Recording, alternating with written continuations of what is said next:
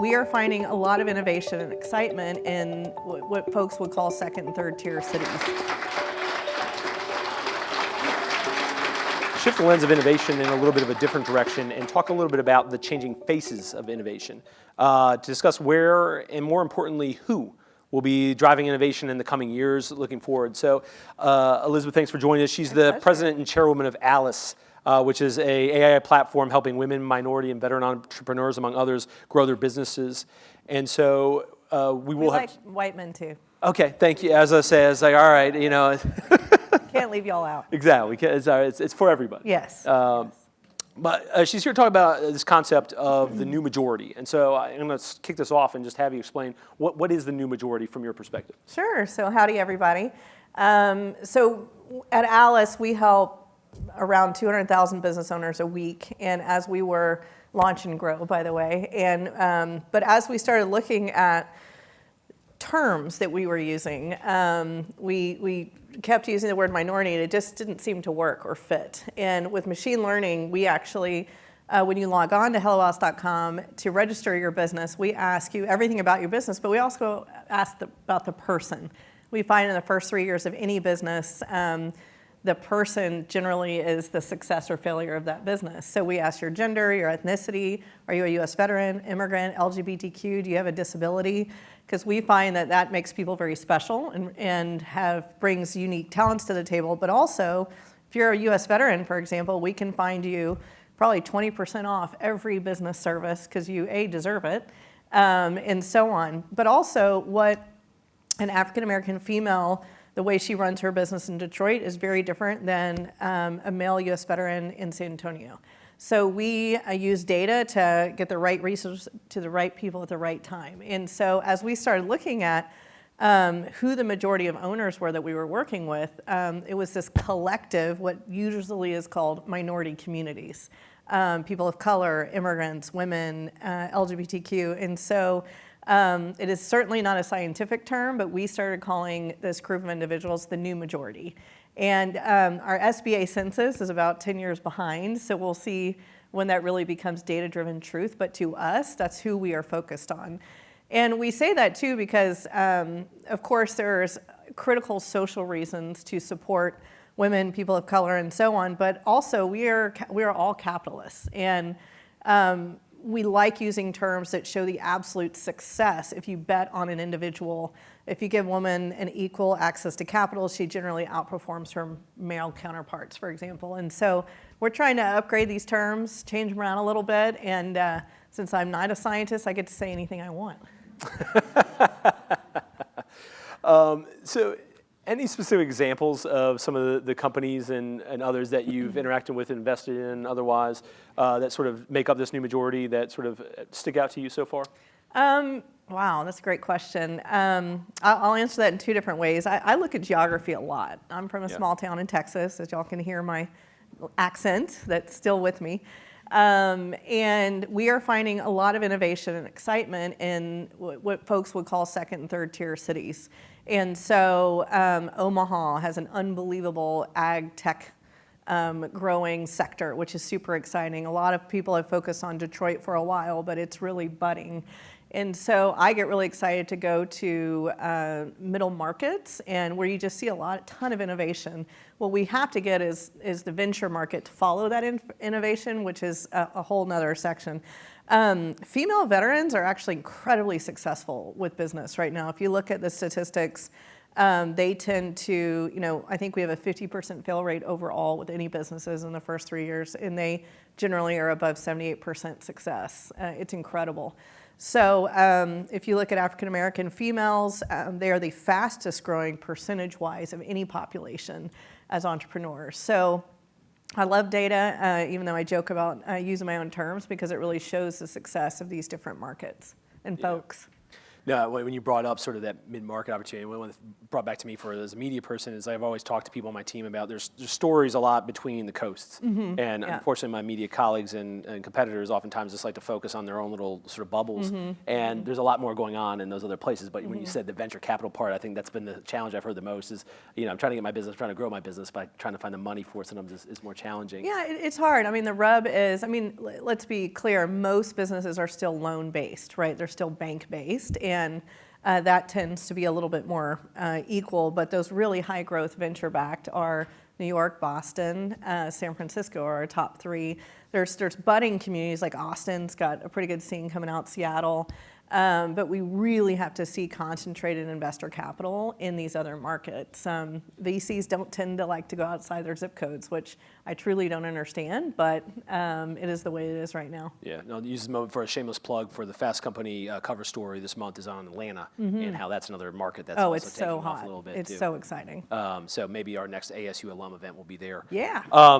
Let's talk about technology and innovation. So how does that help break down some of these barriers, and how does it help support some of these entrepreneurs and startup founders and companies that you're investing in or helping with Alice? What's the role of technology in that to sort of help them? Well, I'm a big tech fan. I was my previous career, I was 10 years with the UN, and as I saw technology coming into some of our emerging economies, I just felt like it was a great equalizer.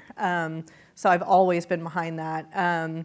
But what I've seen is it's lowering the barriers to entry to launch a business. That first couple of years now, the costs used to be insurmountable to get business up and running. And so now between the ability, most of our owners that come through Alice create everything they need within that first 6 months on their own. So they're creating their own websites, they're designing their own brands, they're doing early marketing on social on their own. And that just wasn't possible before. And you can do that from anywhere, which is also very exciting. I think where technology is still catching up, frankly, is as you get to the higher growth area. But also I love how it's changed marketing. I know it's harder on some industries, but I remember we used to budget at the UN if we want to do an ad in the New York Times to really get a message out. Could be up to $1 million, and now it's a completely different landscape. So I'm a big believer in tech. I'm a big believer in machine learning and AI. I know that we have to talk a lot about empathy and values there, but it's certainly, we are using it to actually find the unique attributes to an individual based on their ethnicity, race, and gender versus the other way around. Interesting. So then where does it take it from there? What's the next step after that sort of happens for you in the team, and sort of what happens as the next step in that process? Yeah, so my co-founder Carolyn built our technology, and the way she looks at it is businesses need precise information in the life cycle of that business. So Alice actually guides owners through a process, and there are I think 11,000 variations of that we work on at this point. So if I'm a baker, my second year looks very different than if I own a shoe store or if I am growing an e-commerce business, for example. And so, and then you flip on top of that, where am I located? That's totally different. And then how am I capitalized? So right now, if you do a general search for any questions on your business just on Google, you're gonna get what everyone else gets. When we know your location, what you searched for before, all the way down to the types of employees you've hired, we're going to give you the best information that we can find through data for you in that moment. So, our number one search on Alice, no matter what a stage of business, is access to capital. So, and I think it always will be, and that could be from a SBA, SBIR loan all the way up to a Series C. And so we kind of over-index on pointing to the right things in the right moments. A lot of people, I certainly didn't even know when should I raise capital or should we do a loan? There's a million questions. And so I wish to God I would have had Alice when we launched our businesses. It would have been amazing. But that's the whole thing, is to lower the barrier of information, but also to give our owners maybe the top 3 answers just for them. A mistake we made earlier on, which is kind of interesting, is I thought, and was totally wrong for the 5 millionth time, that owners would want as much information as possible about an answer. So let's say I searched, what's the best payroll system for me? And we would show them all. And actually they want 2 to 3 of the best recommended things for them in that moment in their business. And if they want to go further, they can, but we have pulled our information content way down. And then for news feeds, also really interesting. Most folks will love the fact that we've started meta tagging our news feed in Alice specific to their location and industry. So that's kind of interesting. We're even sorting news for them, which is kind of interesting. Yeah, I think there's always that challenge where it's like, all right, data is great, but actionable data is kind of the key thing. And it sort of leads into that sort of area we talked about. It's like, all right, we want to give you all the choice, but then ultimately you're like, listen, I'm busy. I need to Right. like the top 3. I don't need to read through all these things. And you figure that pushes. I mean, does anyone have extra time in their lives right now? You're like, oh my God, I have so Well, now much time. we're at an event today, so No, this yeah. is extra time. You know, Yeah, but but this is education. owners are so time poor. I mean, Yeah. and most of our entrepreneurs in their first couple of years have a second job. If they're female, they generally have children or aging parents they're also caring for. I know that's an overgeneralization, but it's what it is. And then they don't hire their first employees for a couple of years. And so that time poverty of being a business owner is brutal. And I'll never forget, actually, so cash flow and time poverty is what we talk about a lot. But I worked for Michael Dell for a while, and I asked him one day, what keeps you up at night? And this is when he had just acquired EMC. It was like one of the largest tech acquisitions ever, and he said cash flow, and I was like, oh my God, you're a multi-billion-dollar company and you're worried about cash flow. It never goes away. That just really struck me. So there are things that our owners just will always need, and I think time and money is an old adage that's very true. Yeah. So getting back to the new majority concept, so what is it about sort of veterans and others that makes them so successful? You touched on it, the success rate was higher for female veterans. Our male veterans, we got to help more. They're struggling a little bit. Okay. But so sorry, finish your question. Well, I was just going to say, what's sort of what do you sort of expect is the reason why that they're sort of more successful about it? What's driving that success? Well, I'm in a veteran family, so I have the qualitative and quantitative. We get up really early now. So our vets is really interesting. Are highly technically trained, and I think they come home with an advanced knowledge of technology, leadership. Understanding how push and conform all at once. I mean, there's just those innate qualities that our veterans have that tend to, many of us learn as we go through business, as we make mistakes. And so that's my qualitative. My quantitative is, in a good way, there's a lot of services for our vets if they use them. And that's what we're trying to do is tag every veteran service out there for a business owner so that they don't have to find it, which is, again, this time poverty thing. But if they do access it, there are great services for business owners. And like where I'm from in Texas, we have almost 1,100 service members a week coming home just around the city of Houston. And so if we can really capitalize on a highly trained market of individuals to launch their own business, that's serious job creation. Yeah.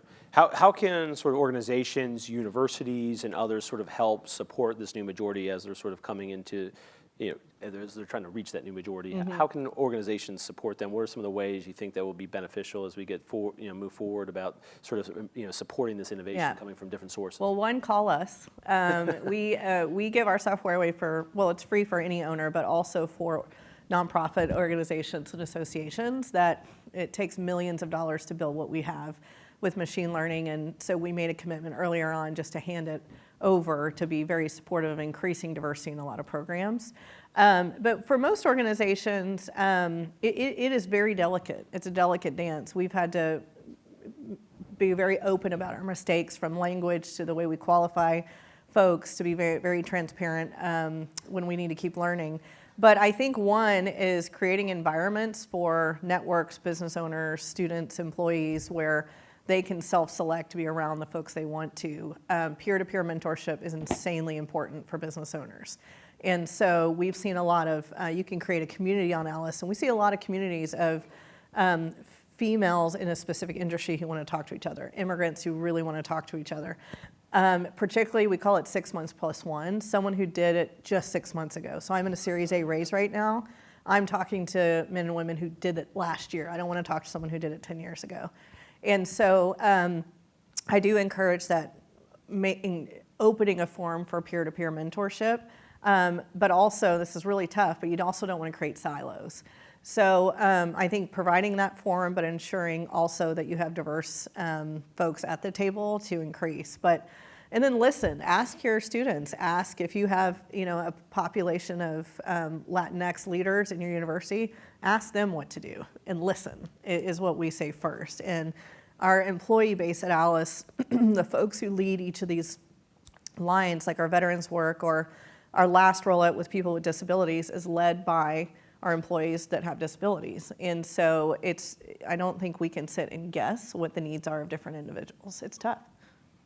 Yeah, and I think, especially in larger companies, it's like there's been business resource groups before, and I think those have come along, and I think those have been very helpful for things. And I think now, especially in the area where technology is helping grow that sort of ability to connect with people, like-minded folks in different places, it's interesting. And I think there was a conversation earlier about sort of the speed of education, too, of being able to sort of make sure that you're keeping up with where things are going, and the role that sort of public-private partnership can say. Mike Lorenz from Google teaches at a university in that regard as well. And so what are the things that are going to be needed for the new majority to be successful ultimately out of this? I mean, it's happening, but it's like also there's a lot of challenges and hurdles to sort of overcome. Yeah, I think the most important thing that has to change is capital. I mean, women are getting less than 2% of venture capital. And my rub there is the data shows if they get the capital, they're incredibly successful. So, my hope is go make a bunch of effing money, invest in these women. Don't do it because it's right or wrong. So I think the capital piece needs to change. Even loans all the way to SBA loans are still a huge disparity there. So I think we really need to work on making sure that there are decision makers on the other side of the table who are diverse, whether it's women, people of color, and so on. We're all different. I don't know if any of y'all are married, but my husband and I are nothing alike. And we have to look and work and approach things in different ways. And I think I wish I could say that there's a bunch of holes in Silicon Valley who hate women. I actually don't think that at all. That might be easier to fix. I think there is a formula that has worked in a way of doing business prior to so many women launching companies. And so we just have to really work together to continue to push, educate, and give feedback. I probably shouldn't say this, but we're in the Series A right now, and I've been through the process of pitching everywhere, New York, Silicon Valley, Texas, and I do give feedback. If I sit through a pitch and I'm pretty surprised about the reaction or the language or so on, but I don't do it in the moment and throw it in someone's face. I'll send an email afterwards and just say, hey, our CEO is Latina. If you hope to get other Latina CEOs in here, here's a very strong recommendation that you should not ask her subordinate if that's her boss. And so, that's an obvious one, but it's surprisingly pervasive. So I think we got to get decision makers on the financial side. So I love the programs out there that I'm seeing that are training and funding initiatives to get more women and people of color that are LPs, that are GPs, that are bankers. I do think that'll push a lot on the decision-making side. Yeah. Does that need to start happening at, let's say, the university and education level, where it's like they're starting to see that's a career opportunity I should pursue? Because I feel like it has happened, but it still is, here we are, where you're still not seeing the faces change dramatically. So what do you think it's going to take to sort of really kind of switch that paradigm so that it is more equal based in terms of what the faces you're seeing in the room that you're pitching money for resemble you? I think the pipeline is critical, absolutely. And it does start at university. I think exposing folks to what this whole world looks like, encouraging them to get into these programs is really important. I also think, I get pretty excited about the transfer wealth that's coming. I'm sure y'all are tracking it, but there's going to be a significant amount of money that's handed to second, third generation immigrants, to women, and I'm also hoping that those folks can dictate where their money is going as well, from pension funds to being LPs in other venture capital firms. I think so we need to come, this is very complex, just like women are very complex, let's be honest. So we have to come from all these different angles, I think, to switch this around. And I want to go back to your question about what are universities or big organizations can do. Look at the data. I know we're in a fake news environment, which I think is BS. I think data is data. And we need to listen to y'all at Fast Company. We need to listen to folks at Inc. and see the data and understand success rates of different types of individuals. We need to look at new markets that have incredibly successful entrepreneurs coming out of them. I went and visited Sioux Falls the other day. Oh my God. I mean, they have unbelievable entrepreneurs there. And they tend to be much higher success rates because the cost of doing business is so low. And they have great educational systems around them, right?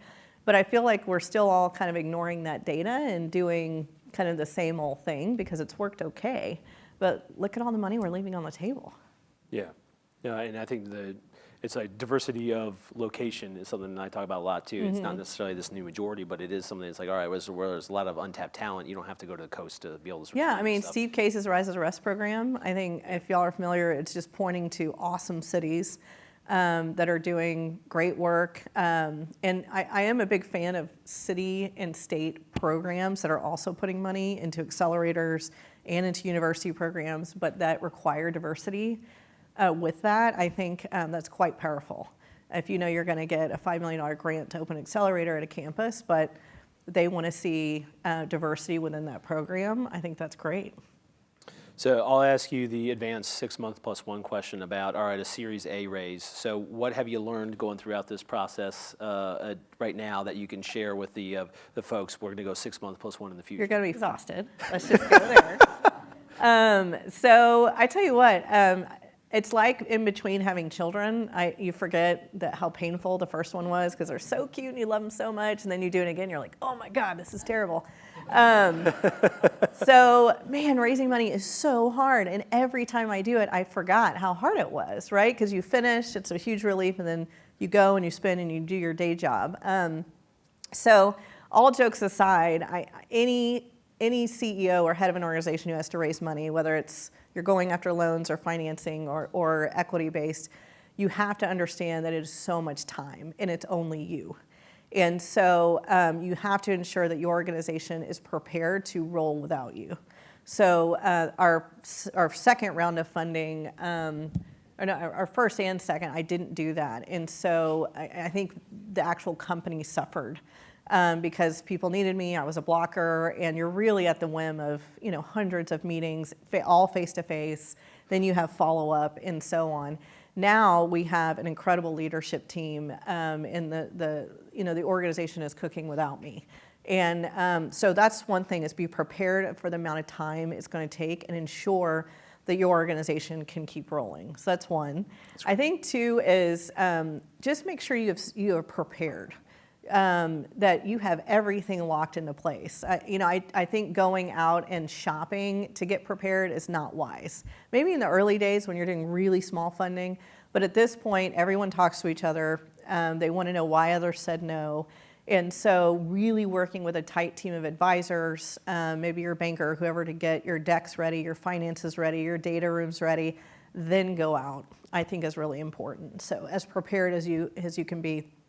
And then finally, this seems obvious, but it is not. I'm an LP in a fund called Portfolio, and I'm very surprised when people come and pitch and they don't know every single number of their organization. All their budgets, all of their everything financial, and really looking out 3 years ahead with multiple scenarios of your business. So I think that is just very critical. And then finally, you got to do something for yourself, because the no's will come. There is not a single organization who doesn't get tons of no's before they get to a yes. And the way I look at them when I'm rested and not hungover and pissed off is that no's, you can really learn from those. So we have a system now at Alice when we go through different financing where we pick up patterns. I mean, I have so many machine learning folks, and I'm not at all technical. And, I can come back and say, I've heard this 6 times, so we can figure out, we have a hole in our software or our budget or our financial something. And so you can learn a lot from the no's as well when you hear patterns. And so, but that can wear on you as someone who, values your employees, your business, it's your baby. And so you also have to be able to, whatever you do to let loose or run or drink or call your best friend and cry a little bit, have that ready as well. And then you get there and you get to the other side. And And then follow-up is so critical. When you're done, I'm hoping we're done on Monday. Send an email to every person you met with, even the hard no's, and say, we got our financing. It was a real pleasure. Here's who financed us. Because you want them to know that you actually are successful and a winner, because you might go back to them for the next round. So those are all the things off the top of my head. I'm not done yet. He asked me if I talked about it, if it would jinx, and I said if it does, it's his fault, and I'm calling him. So. Well, I'm glad you decided to come share your Series A therapy with us here in the room, because I think it's been very helpful. We're going to get to a question in just one second. So I'm going to ask you a last final question about hiring. So you're obviously about the new majority. How do you sort of practice what you preach with hiring, in terms of looking at you and the team at practice what you preach with hiring at your organization? Man, it's hard. Talent is so hard. It's certainly not, I've not cracked that nut. And I've kept that under my objectives of the company, even though we've grown. So one is always be hiring. So, I mean, if I see someone who's talented, I keep up with that person until we're ready to hire them. Also, so we have a lot of engineers, and we made an early commitment that Alice, even the engineering team, would represent our owners. So it takes us longer to hire, to be very transparent, particularly in San Francisco. Hiring people of color or women engineers in machine learning is very difficult. So one of the things that we have done is actually we've started hosting lunches with anyone who wants to come and talk about Alice or the new majority or diversity. We have asked our different employees to do that. It's really funny when you ask an engineer who's super, back end to go host people for a networking lunch. That's pretty funny. So that way we're cultivating talent. People are getting to know us. So when we do have a job opening, we hope they will apply. We also go and we sponsor and attend anything from Black Girls Who Code to there's a new unbelievable LGBTQ engineering community in San Francisco. So we have a presence and we're being supportive before we're asking. But it's a lot of patience. I had an investor say to me the other day, man, I'm worried that your diversity commitment in hiring is going to slow the business. And I said, you know what, maybe it is. Maybe it is. I can't statistically tell you one way or the other, but I'm hoping that the outcome and the product we're creating is better for it. So there is a balance. I tell you what we've had the most trouble with is geography. So we were originally launched in Houston, and finding machine learning folks in Houston is just very difficult. Engineers are mostly biomedical and other there. So our office in San Fran is larger because we had to go where the talent was. And so, and that's back to the pipeline. So one commitment we made when Alice makes zillions of dollars some days is really funding good engineering programs at universities in Houston to try and, break that cycle a little bit. Yeah. Well, folks, for Arizona State in the room, you can talk to her afterwards about trying to drive that too. Please. All right. Any questions in the room for us on this topic that I want to talk to? Otherwise, I have a couple more that I can ask, and certainly if anyone has any questions. We're here in the front first, and then we'll go to... Thank you. I'm just curious about this concept of having the data that shows, like you mentioned, that women that are running businesses have a proven success rate, and people are still failing to invest in that. I talked about that a little bit on lunch. Do you have maybe an anecdote about somebody that you gave this data type of information to, and they still, I don't know if they had a cognitive block or human psychology or whatever that is blocking that person, saying him, or whomever at large from just making the common sense decision based on data? And just curious your thoughts on that. So so what I'm surprised about is really well-meaning head of venture firms who actually don't know that stat.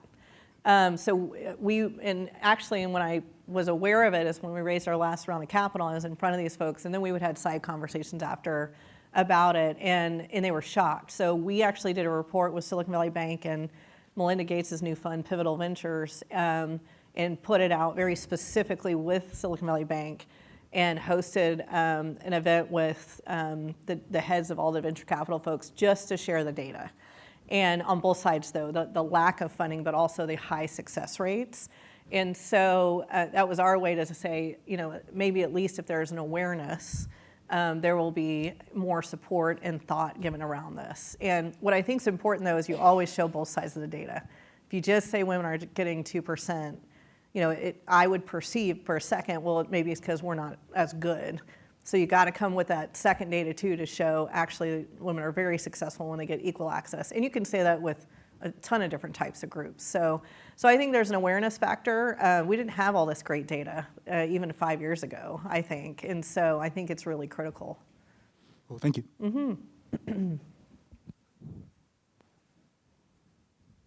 The comment that really struck a nerve with me was the investor that said that your goal of the new majority could potentially be slowing your growth. I don't know how you didn't hit the man right there, but I imagine one of the things I'm working for is to It's called vodka.